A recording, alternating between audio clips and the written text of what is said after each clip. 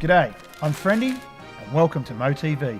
Now we speak to the former frontman of the Choirboys, Mark Gable, who shares his personal experience with depression and how he first sought help after calling the Beyond Blue information line. Choirboys have had amazing success, and of course everybody knows Choirboys specifically for Run to Paradise. I mean, the people that have told me stories like we did Tom Price, which is a mining town in WA, and this woman came up to me and said, "Oh, this is my daughter," you know, and she's the result of the first time that I heard Run to Paradise in the back of an RX Holden. And so that's what that song means, not only to the mother, but to the daughter. You know, and so the song has become iconic, and thereby Choirboys have become iconic and part of Australian history. And that's very difficult to deal with, to have that massive success and then not be able to repeat it, and not be able to be accepted again and again and again. It is very depressing. I had no idea when I was 25 that it would ever happen to me. That's the amazing thing about it. I was shocked. I did the classic thing of, how can this be happening to me? I didn't really know that it was depression. I thought I was having a midlife crisis, though very extreme. I wasn't really sure of what it was. And so I treated it with natural remedies and with changing my diet, stopped drinking, stopped doing drugs, just quieten right down for 9 months. And that seemed to help, and I came out the other end. 8 years later, in 2006, I had another episode. And it was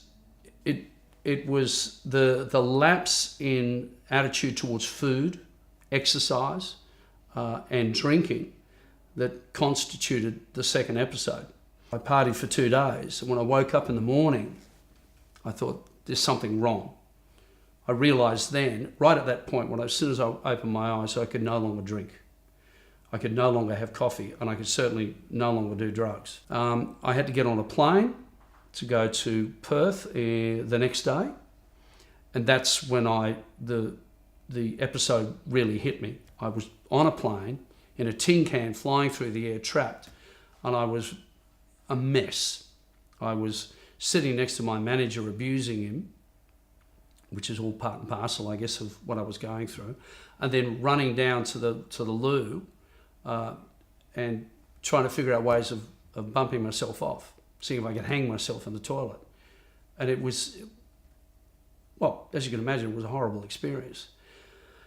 But fortunately, what I'd done is I'd seen some ambassadors from Beyond Blue on television on a morning show the week before, talking about their experiences and what they'd been through. So when I landed, first thing I did was ring Beyond Blue on their helpline and went through a checklist of what I was experiencing. I went and said, "Were you doing this? Are you feeling this? You feeling?" I went, "Yes, yes, yes, yes." And I said, "Well, it looks like you're having an episode of depression." I think that Beyond Blue has definitely made it more acceptable. And I have to tell you, when I was watching the ambassadors, I was surprised that you had sports people, successful sports people, that had depression. I couldn't figure it out. And I still had the stigma attached to it that I've been brought up with, that people that had depression, there was something wrong with them. And it was almost an unclean thing about it. And I think Beyond Blue has started to clean that up, as it were, and clarify that this is something that more and more people are experiencing, and it's something that needs to be spoken about publicly. Help is only a phone call away, gents.